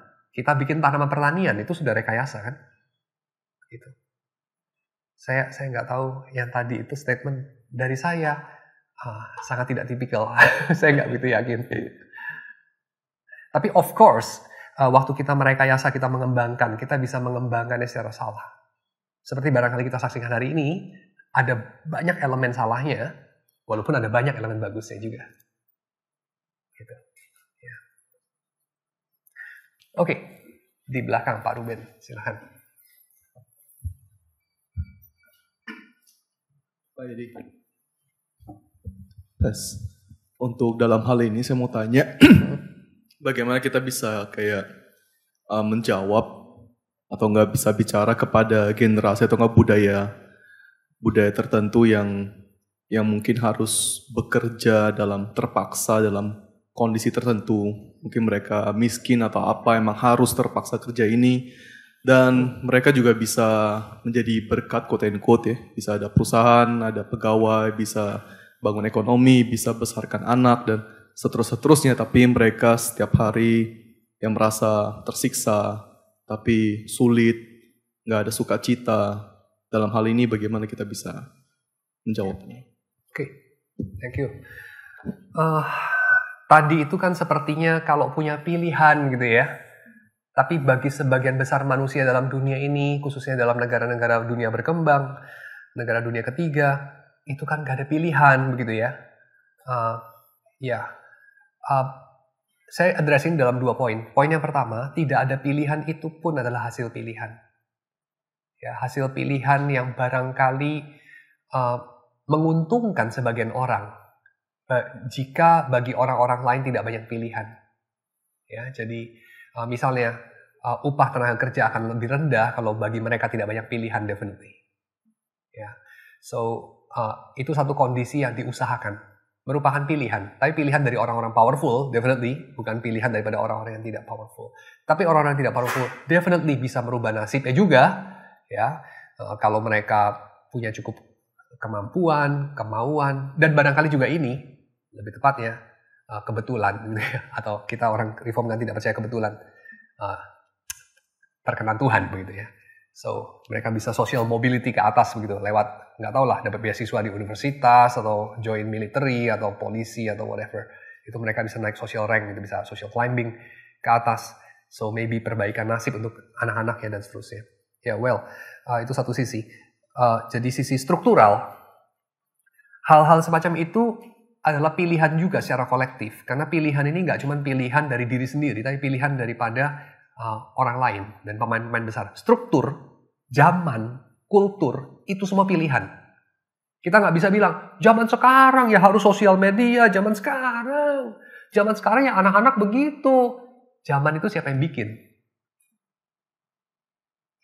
Ini sudah zamannya, kan itu suka begitu ya? Ini sudah zamannya, kita nggak boleh ketinggalan zaman. Oke, good. Zaman itu siapa yang bikin? Tuhan. Ya Tuhan dalam providensianya, tapi hanya Tuhan. Kalau hanya Tuhan, kita nggak akan dituntut pertanggungjawaban dari Tuhan. Karena Tuhan itu tidak menuntut pertanggungjawaban kita sebab kita nggak bisa terbang. Gitu kan? Tuhan itu menuntut pertanggungjawaban kita dari bagaimana dia menciptakan kita. So, dalam hal ini, saya akan katakan zaman, keadaan hidup dan semua, itu pilihan. Tapi memang bukan pilihan sepenuhnya itu si pekerja itu. Tapi pilihan dari orang-orang lain. Pemain besar lah, pemerintah, pemodal besar, kondisi ekonomi dunia, dan seterusnya. Jadi itu keputusan manusia lah ya. Makanya Tuhan juga menyalahkan orang-orang Israel ketika ada orang miskin di tengah mereka misalnya. Ketika ada orang-orang yang sampai merebus anaknya dalam kuali untuk makan, sampai menjual anaknya menjadi budak dan seterusnya. Tuhan menyalahkan bangsa itu, semacam itu. Ya, so itu satu sisi, dosa struktural. Tapi di sisi yang lain, apa yang bisa dilakukan sebagai orang yang semacam terjebak dalam situasi begitu ya? Saya kira ini lebih ke arah nanti pembahasan pada bab berikutnya, yaitu pekerjaan-pekerjaan survival. Pekerjaan-pekerjaan yang nanti lebih banyak dibahas dalam episode masa pembuangan. Yaitu misalnya, ya kamu masih lama di sana, udahlah kamu usahakan saja kota itu yang baik buat kota itu, tanami itu kebun belakang kamu dan segala macam ya. Tapi bukan pada bagian ini memang, karena pada bagian ini kan umat Israel seperti masa bulan madu ya, mereka baru dapat tanah yang baru, segala kemungkinan dibuka gitu kan dan segala macam. Jadi memang bukan dari bagian Bezalel. Tapi kalau mau menjawab itu, ya menjawabnya dari cerita-cerita Ruth misalnya, Yusuf maybe di Mesir atau Daniel. So ya kita tidak pernah berada dalam posisi, atau jarang sekali ya manusia berada dalam posisi benar-benar dia nggak ada pilihan atau nggak berdaya. Pasti ada pilihan, ada ruang untuk dia improve gitu. Ya. Tapi ya again memang saya lahir dan tumbuh besar memang tidak pernah dalam kondisi yang sama sekali seperti tidak berdaya, menjadi buruh yang nggak bisa ngapa-ngapain dan segala macam. Jadi saya mungkin nggak dalam posisi yang tepat untuk menjawabnya secara personal experience sih. Tapi saya kira ya kalau saya jawab gitu nanti kayak Marie Antoinette punya jawaban, lu lapar nggak ada roti makan kue tart aja gitu, kayaknya kejem banget gitu kan. Ya tapi tentu itu ada dua sisi gitu. Satu sisi adalah sisi orang kuatnya harus do something karena dia mampu untuk do something, merubah struktur kerjanya, bukan just bagi-bagi duit ya. Saya kira itu buruk sekali, itu solusi yang buruk ya. Bill Gates juga bukan kayak bagi-bagi duit kan, enggak ya. Tapi di sisi yang lain, setiap orang itu punya ruang responsibility. Yang mana ruang responsibility itu saya kira dia bisa kembangkan. Cuma memang ruangnya seberapa besar itu nggak sama tiap orang gitu ya. Mungkin contoh yang kecil, tapi ini tentu anekdot yang cheesy banget kalau ngomong bisa jadi solusi buat semua. Saya masih ingat dulu pernah baca majalah Tempo kalau nggak salah ya. Terus ada iklan yang rada-rada narsis itu dari Gunawan Muhammad ya. Gunawan Muhammad itu kan masa kecilnya kan prihatin gitu. Dia dulu kan anaknya nelayan kalau nggak salah ya. Pokoknya lahir dari daerah miskin gitu. Nelayan, daerah pesisir, apalah. Tapi dia suka membaca. Lalu dia kembangkan itu. Ya nggak semua orang bisa kayak Gunawan Muhammad atau bisa kayak from rags to riches gitu ya. Siapa sih? Saya nggak tahu lah. Jutawan mana dari India ya dan semacam. Ya pasti kayak gitu-gitu kan kayak gak fair kalau kita kenakan sebagai satu paradigma buat semua orang ya. Kebanyakan orang kan nggak bisa begitu. Semacam itu. Tapi saya kira itu bisa, saya cuma bisa jawab sebatas itu sih. Jadi mungkin sekolah, membaca, hal semacam itu. Saya nggak tahu itu menjawab nggak? Mungkin enggak sih.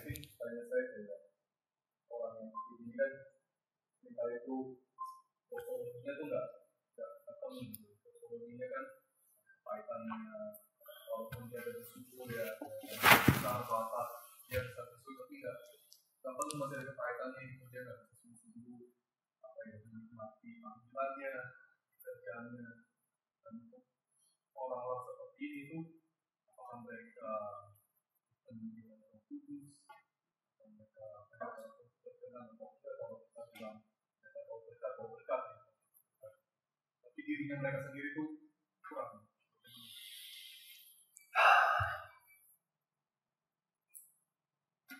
Saya kok sering melihat ya, tapi mungkin juga saya naif ya. Saya kok sering melihat misalnya tukang nasi goreng menggoreng nasinya dengan semangat dan dengan sukacita. Saya sering melihat tukang tambal sepatu yang mengerjakan pekerjaannya dengan tekun dan dengan menikmati dia. Tapi saya nggak tahu, mungkin juga karena tukang nasi goreng itu kan entrepreneur ya, dia bukan kerja di pabrik gitu kan ya. Well maybe masa nasihat saya adalah ya udah lu ngapain kerja di pabrik terus, jadi lo tukang nasi goreng gitu ya. Apa bijak saya menasihati begitu, padahal saya sendiri tidak dalam posisi dia, mungkin juga enggak ya. Ya mungkin kayak begitu kira-kira. Jadi sepertinya masa tidak ada ya. Mungkin ada yang bisa disyukuri, saya kira. Selalu ada yang bisa disyukuri. Tapi saya juga ngomong gini kan cuma dari luar gitu. Begitu. Ya.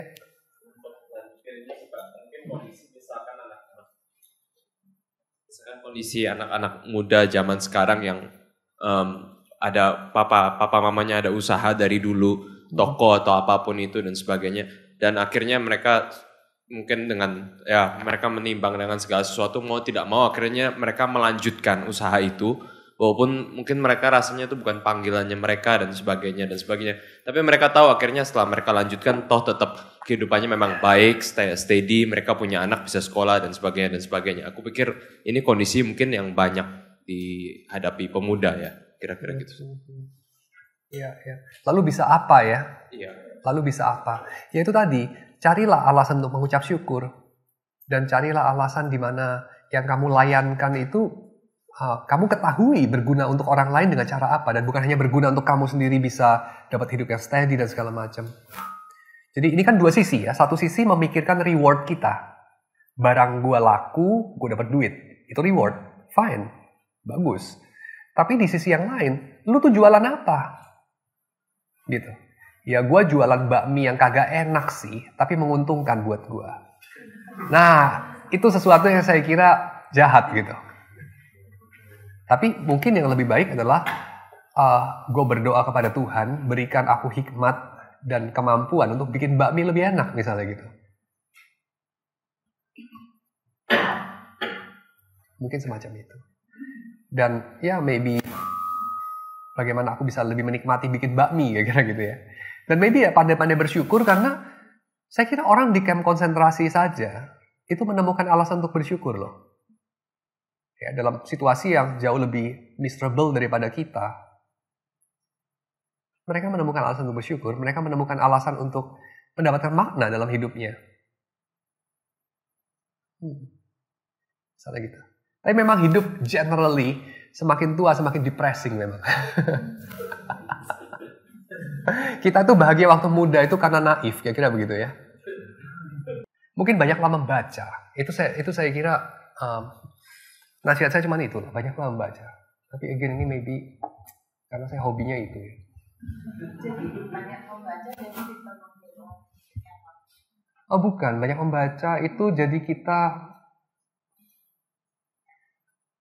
menerima lebih banyak buah dari labor orang lain yang menulis. Dan mereka laboring itu, mereka dipakai Tuhan gitu. Mereka bisa dipakai Tuhan. Semacam gitu. Karena membaca itu membuat kita bisa lihat ya. Membaca itu membuat kita bisa melihat, merasakan, masuk dalam sebuah dunia yang tadinya buat kita sama sekali nggak ada gitu. Jadi dunia kan lebih gede gitu. Dan saya kira kalau orang punya dunia lebih gede ya, dia akan lebih banyak menemukan alasan untuk bersyukur sih menurut saya. Dan dia juga bisa lebih mengenali dirinya dan juga dia lebih toleran pada orang lain dan somewhat lebih bahagia sih menurut saya. Karena kalau kita tidak banyak membaca ya, kita nggak banyak wawasan, pada akhirnya kebahagiaan kita sifatnya sensual aja. Makan enak, tidur enak, ya gitu-gitu aja, yang nggak banyak beda sama anjing. Itulah bedanya kita sama anjing salah satu. Anjing nggak bisa baca. Betul.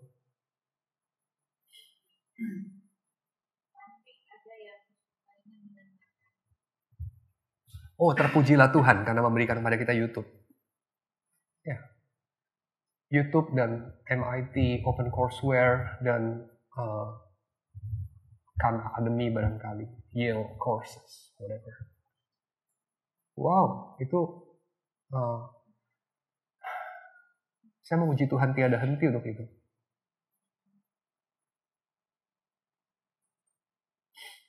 Untuk George Eastman yang bikin kamera.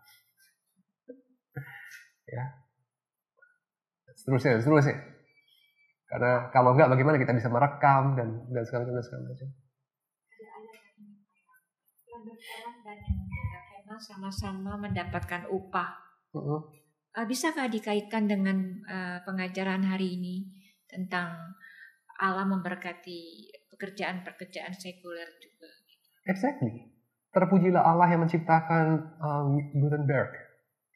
Nggak ada Gutenberg, Luther sudah jadi barbecue. Exactly. Karena itulah nasibnya Jan Hus. Yang kira-kira Luther itu dituduh, lu ini pengikutnya Jan Hus. Lu bilang Paus nggak tentu benar dan segala macam. Otoritas apa lu bertentangan sama Paus? Dari Alkitab, nah, Jan Hus begitu. Dan Jan Hus gosong. Dan Luther enggak. Kenapa?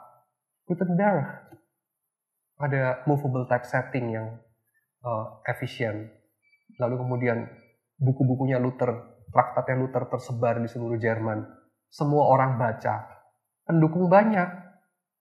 Waktu persidangan di Worm itu, separuh lebih mengatakan hidup Luther. Lalu perwakilan dari Roma kan jadi ngelihatnya marah kan. Gimana hidup Luther ini? Mau dihukum mati hidup Luther gitu. Dan katanya sejarawan bilang, saya lupa, Philip Schaff katanya. Dia bilang. Jadi sebagian besar bilang hidup Luther. Yang kagak bilang hidup Luther, bilangnya apa? Matilah Paus katanya. Jan Hus zaman itu gak begitu. Gara-gara apa? Gara-gara baca. Gara-gara percetakan. Kalau zaman sekarang, gara-gara medsos atau internet. Kurang lebih gitu.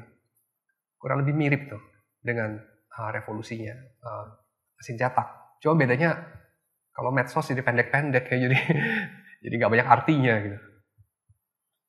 Tapi ya kurang lebih itu popularisasi ide. Dan Gutenberg ya bukan orang yang kayak apa ya, tipikal kerja di gereja atau apa gitu. Walaupun yang dia cetak pertama kali Alkitab memang. Tuhan pakai itu.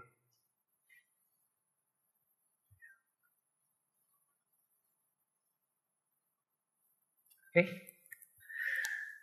So, apa profesi Anda? Profesi sama talenta itu beda loh. Banyak orang itu memang apa ya, bekerja mencukupi hidupnya dengan sesuatu yang barangkali bukan dari titipan Tuhan, pemberian Tuhan yang dia berikan buat dia. Ya, dengan kata lain dia kerja pakai tangan kiri, kira gitu. Ibaratnya kerja pakai tangan kiri dia, bukan pakai tangan yang dia paling jago di situ, bukan pakai tangan kanan. Tapi saya kira bukan berarti dia masih pindah gitu ya. Tapi poin saya adalah coba temukan tangan kananmu di mana. Coba kembangkan itu. Itu. So tangan kirinya itu maybe yang bikin dia bisa mengapung, ya, bikin dia bisa survive secara ekonomi, fine. Tapi tangan kanannya itu kerjain apa? Itu perlu. Dan tangan kanannya di sini selama ini kita sempitkan itu loh, bikin khotbah, berdoa, bikin nyanyian, puji-pujian. Nggak cuman itu, tapi juga bikin elektronik, troubleshooting, coding, bikin desain, bikin puisi, konseling orang, menjalin networking, organizing satu event, dan seterusnya, banyak banget gitu. Ya. Karena dalam dunia ini kita memakai banyak sekali produk, kita memakai banyak sekali jasa, kan gitu. Dan itu semua adalah alasan untuk memuji Tuhan. Dan jangan lupa, bikin dunia ini lebih indah, make it more beautiful. Find a truth and make it beautiful. Saya kira itu penting. Ya.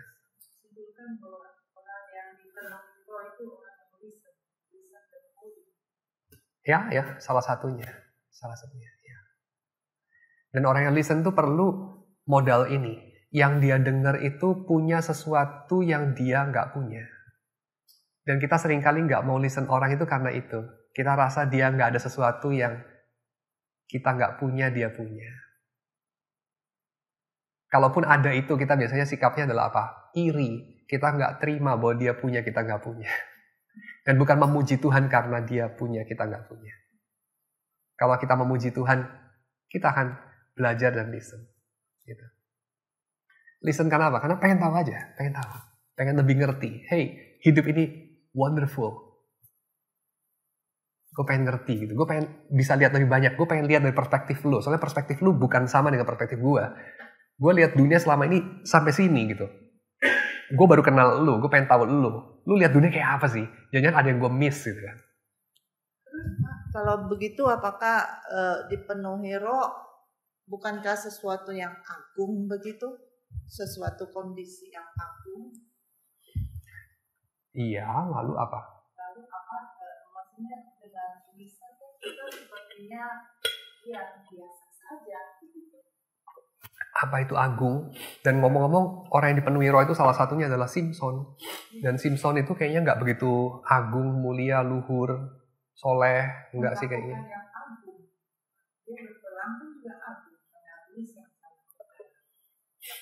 Kayaknya enggak sih Simpson ya. Kayaknya dia marah aja. Simpson.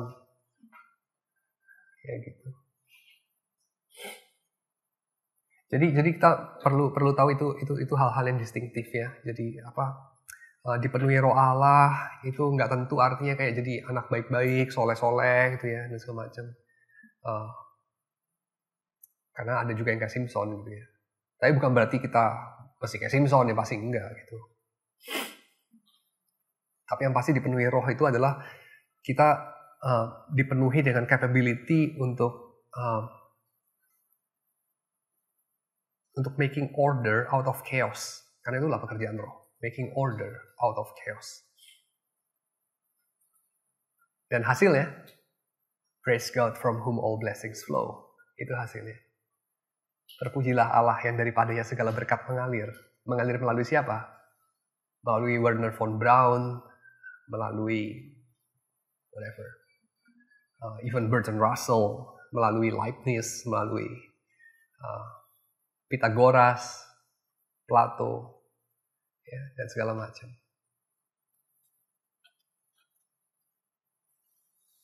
Melalui tarian kita bisa ngomong begitu juga. Exactly. Tarian itu ya kayak perbankan.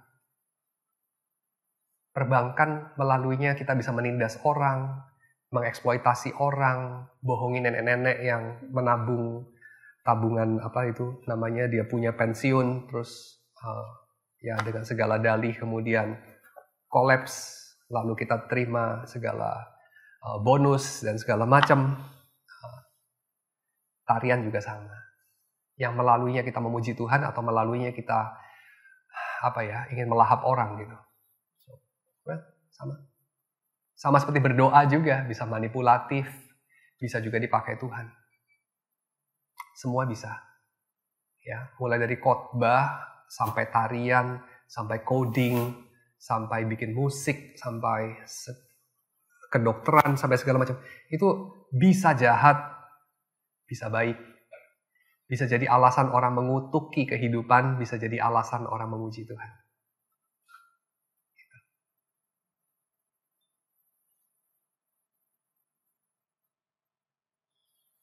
Oke.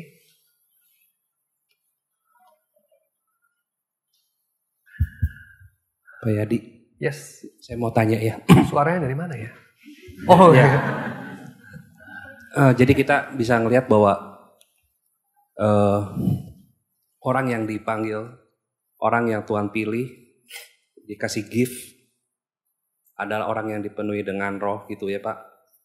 Kalau kita kaitkan dengan kehidupan sekarang gitu, kita yang bekerja sebagai profesional ataupun ada yang wira swasta segala macam, berkecimpung di dalam dunia ini gitu Pak. Mereka hidup di dalam jungkir balik, trial and error, ada kesedihan, ada jatuh bangun segala macam. Ada sedikit pasang surut seperti itu. Bagaimana melihatnya Pak dengan konteks yang kita bahas ini? Agak mirip juga ya dengan mengelola bait suci dan juga kerajaan Israel. Sama kan? Kurang lebih. Musa kan juga kurang lebih mengalami hal yang sama. Juga dengan Daud, juga dengan imam-imam di bait suci. Sama lah kurang lebih. So, ada banyak kebingungan, tapi juga ada banyak alasan untuk memuji Tuhan, dan seterusnya. Gitu. Ya. Pertanyaannya Pak Rudi, tapi kalau Yusuf kayaknya nggak begitu ya Pak? Gimana? Kalau Yusuf kan selalu dia dapat tuntunan Tuhan melalui mimpi-mimpinya. Jadi kayaknya apa yang dia kerjakan itu ya memang sesuai dengan mimpi Allah itu sendiri. Jadi kayaknya dia nggak mengalami trial and error gitu Pak. Gitu ya. Tapi dia nggak ngimpi loh di sumur. Di sumur itu dia gelap, dia nggak tahu masa depan dia. Waktu dia dibuang. Iya betul. Justru maksud saya Yusuf itu justru dia dapat tuntunan Allah itu sendiri Pak. Sama dengan setiap kita. Kalau Yusuf itu kan melalui mimpi-mimpinya. Kalau kita melalui hal yang lain. Gimana Pak? Kalau kita melalui hal-hal yang lain. Sama, dituntut Allah juga.